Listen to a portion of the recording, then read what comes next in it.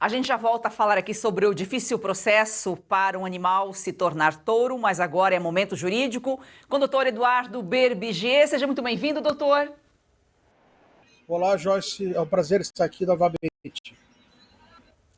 A gente vem aí de uma semana, né, doutor, de depoimentos. Mauricide suspeita aí de plano de fuga, prisão decretada e revogada, quando os agentes cumpriam o mandado, bem como também a detenção do ex-ministro de Bolsonaro, Gilson Machado, que também teve a prisão decretada e revogada. Repercussão da mídia nacional e internacional. Qual a sua avaliação aí, doutor? Na verdade, Joyce, a minha avaliação é que isso é um instrumento de pressão, né, que o STF está usando. Obviamente, tanto o Mauro Cid quanto o Gilson Machado não vão fugir, né? Não tem nem como. Eles estão no meio desses depoimentos, são figuras conhecidas. Parece que a família do Mauro Cid está com planos de viagem. Isso se trata de um instrumento de pressão, né, de coação, para que os depoimentos sejam da maneira como o Tribunal Federal espera, né? Isso é mais um capítulo triste dessa novela, né, que é o do Bolsonaro, desses outros supostos delatores, digamos assim, né, dessas testemunhas, né? Delator, na verdade, só o Cid, né, que nem pode chamar de delator porque ele já mudou dezenas de vezes seu depoimento, e o Alexandre de Moraes, na verdade, está tentando moldar o depoimento para ver se chega no que ele quer, né? Então é mais uma pressão, mais uma coação, digamos assim, sobre essas duas testemunhas, né, e o suposto delator, que é o Mauro Cid. É mais uma vergonha, né? Essa prisão e logo depois ser revogada, né, não chegar nem a ser cumprida. É mais uma página triste aí da história do Supremo Tribunal Federal e deste processo aí que o ex-presidente Bolsonaro e todos esses supostos articuladores do suposto golpe, né, que não houve, né? Isso é vergonhoso, né? Eu acho que de todas as análises, especialistas que fizeram aí algum comentário sobre o depoimento do Mauricídio, acho que o senhor foi o mais próximo. O Alexandre de Moraes, ele vai e volta até conseguir o que ele quer, né? Por isso que tanta mudança no depoimento do Mauro Cid. Doutor, falando um pouquinho agora sobre recuperações judiciais, diante desse cenário de crescimento, essas recuperações judiciais, elas podem impactar a concessão de crédito para a safra de 2025-26? Sem dúvida, né? O crédito agrícola ele se baseia na credibilidade, né? Nós tivemos aí 534 pedidos de recuperação judicial em 2023 e 1.272 pedidos em 2024, mais do que dobrou, né? Isto é uma demonstração de crise no campo, mas também de um uso indiscriminado de recuperações, né? Existem escritórios de advocacia oferecendo isso de forma errônea para os produtores rurais, né, e para empresas do agro, e muitos produtores e muitas empresas não estão refletindo no cenário pós-recuperação, né? Isso pode gerar um abalo de crédito. Os produtores que pedem recuperação precisam pensar que depois eles precisam fazer negócio com esses bancos, né, com as empresas de insumos, e a recuperação judicial ela gera um abalo de crédito, né? A recuperação ela precisa ser pedida num momento extremo. Mas, claro, que muitas das empresas e muitos produtores realmente estão enfrentando dificuldades. E isso gera ainda mais retração do crédito, né? Nós temos um cenário nada favorável aí para a concessão de crédito. Nós temos a taxa Selic batendo recordes, né? Então, juros altos, uma freada natural na concessão do crédito, somado a esse cenário de alta das recuperações judiciais, porque agora em 2025, no primeiro trimestre, já começou em alta, né, mantendo os níveis de 2024, isso é muito ruim, né, porque não podemos esquecer que o nosso plano safra não contempla nada, quase nada, né, da necessidade de créditos produtores rurais, né, ainda mais que esse ano foram 16 bilhões, né, mas metade para a agricultura familiar, boa parte para sanar já compromissos dos anos anteriores, então falta muito, né, do plano safra para honrar os compromissos de custeio dos nossos produtores. Então, os produtores dependem dos bancos, né? Nós temos aí meia dúzia de bancos que concentram todo o crédito rural. Então, essa questão de recuperações judiciais afasta os bancos, juros em alta afasta os bancos também, e outras questões da nossa política, principalmente econômica do governo, política tributária, que prejudicam ainda mais a concessão de crédito. Num cenário de desconfiança, o crédito fica mais caro. Doutor, já os produtores que estão em dia, eles podem se precaver de juros abusivos, ficar alerta aí a condições de crédito? Sim, sem dúvida. Nós costumamos dizer, já falamos aqui, que a fazenda ela tem que ser vista como uma empresa. Então, o produtor ele precisa manter a sua contabilidade em dia, ele precisa profissionalizar, né, a sua contabilidade, a sua parte financeira, para que ele possa estar apto a um pedido de crédito em condições mais favoráveis, né? Ele precisa cuidar com compliance, ele precisa ter seus números em ordem para poder para poder pleitear, né, um crédito em condições mais favoráveis. Então o produtor precisa entender que ele está gerindo uma empresa. Então, para que ele possa pedir crédito em condições melhores, ele precisa ter seus números redondos, balanços, enfim, balancetes, todos os seus demonstrativos, né, contábeis, tributários, tudo precisa estar organizado.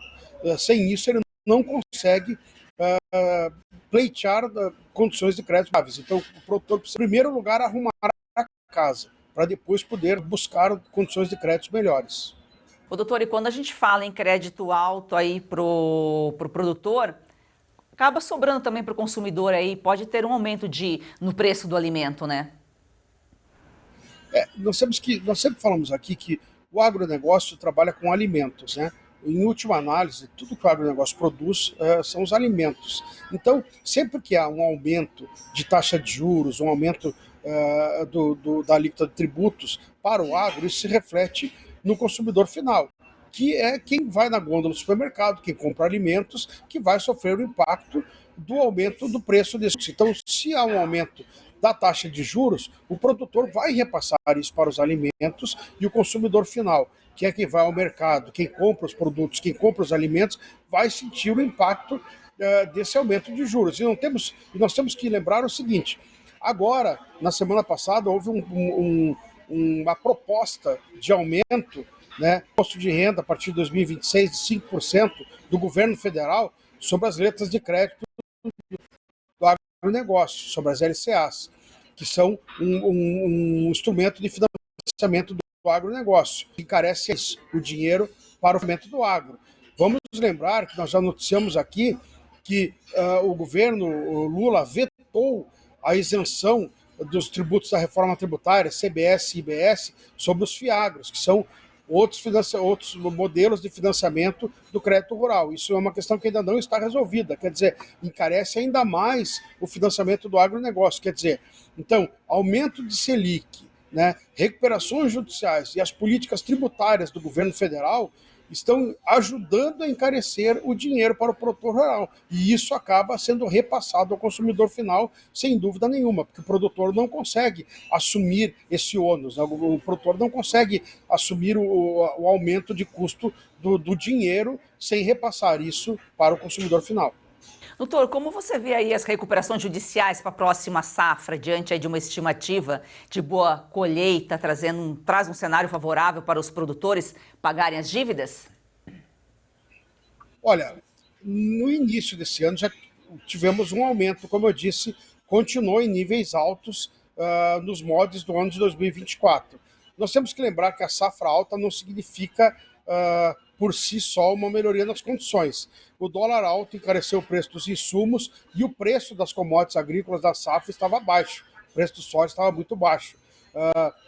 Deve melhorar, né? Claro que uma super safra sempre ajuda a melhorar as condições do campo, mas acredito que isso por si só não seja um fator determinante da diminuição das recuperações judiciais. Eu acredito que o cenário vai se ajustando, e até porque, como eu disse, muitas recuperações elas são um pouco especulativas, né? Existem escritórios vendendo isso indiscriminadamente para os produtores e não é sempre a melhor saída, o melhor caminho, e nem sempre elas são tão necessárias. Eu acredito que o produtor rural e o empresário de negócio devem pensar muito bem e se assessorar da melhor forma antes de pedir uma recuperação judicial, que deve ser sempre a última saída, né? O produtor deve procurar outras negociações, outras formas de resolver os seus problemas, porque a recuperação, o cenário pós-recuperação é difícil, gera um abalo de crédito, gera uma série de consequências que podem ser muito ruins no cenário de médio prazo para o produtor rural. Do que a gente fala aqui é ação direta ou indireta do governo e, é claro, numa situação dessa, a avaliação negativa de Lula sobe e positiva cai, segundo o levantamento Ipsos-IPEC, que foi divulgado na semana passada. Para 43% dos entrevistados, doutor, praticamente a metade, o governo petista é ruim ou péssimo e 25% bom ou ótimo. Mas diante de tantas notícias ruins, né? Aumento, cobra imposto de renda onde era isento, crise do INSS, tantas coisas acontecendo aí no país, o governo não consegue fechar as contas, passa a conta para o brasileiro. Até quem votou no Lula não tem que avaliar para negativo nessa situação, né? Isso é o reflexo do que nós vemos, né? O governo perdido, né? Uma política tributária absurda. Nós vimos, como já falamos aqui, um aumento de 10% na arrecadação federal, um aumento real, né, ano passado. Isso é o aumento maior que nós tivemos na série histórica, desde que isso é medido há mais de 30 anos atrás. Um gasto cada vez maior, né, um descontrole nas contas públicas, aumento de juros, né, aumento de inflação, aumento do dólar. Quer dizer, um governo perdido, né? Agora, uma das maiores habilidades que o presidente Lula tinha, que era a relação com o Congresso, também se esfacelando, mesmo distribuindo dinheiro, né, a rodo, como o governo costuma fazer, né, através de emendas, através de favores políticos e financeiros, né, nem assim está conseguindo controlar. Quer dizer, é o governo se esfacelando e a população percebendo isso, isso se reflete na avaliação do governo. E nem esses factoides, né, esta trama do golpe, aí, este processo do Supremo Tribunal Federal contra o Bolsonaro, né, tentando inviabilizar sua candidatura, porque as pesquisas demonstram que hoje o presidente Bolsonaro derrotaria o presidente Lula numa eventual eleição, né, e outros também candidatos da direita. Então, nem esse interesse em viabilizar eventuais candidaturas tira o foco do péssimo governo que o presidente Lula está fazendo, porque todo mundo enxerga isso, né? É só ir ao mercado fazer compras que você vê o péssimo governo, é só tentar fazer um empréstimo bancário que você vai ver as altíssimas taxas de juros. Então, todo mundo, inclusive a população de menor renda, acaba sentindo os reflexos, né, no supermercado, enfim, nas coisas mais básicas, no preço dos serviços públicos. Então o governo está se esfacelando, né, a olhos vistos, né? Então isso acaba se refletindo nessa queda de popularidade. E daqui deve ser para pior, né? Mesmo o governo abrindo as torneiras de gastos, e isso é muito ruim porque vai comprometer ainda mais os números, os índices aí do governo econômicos, né? Que isso depois demoram anos aí para colocar em ordem. O brasileiro aí numa situação cada vez mais difícil e o Lula tentando fazer acrobacia em palcos franceses. Esse é o Momento Jurídico com o doutor Eduardo Verbiger. Muito obrigada pela sua participação, doutor. Eu que agradeço, Joyce. Uma ótima semana a você e a todos os nossos telespectadores.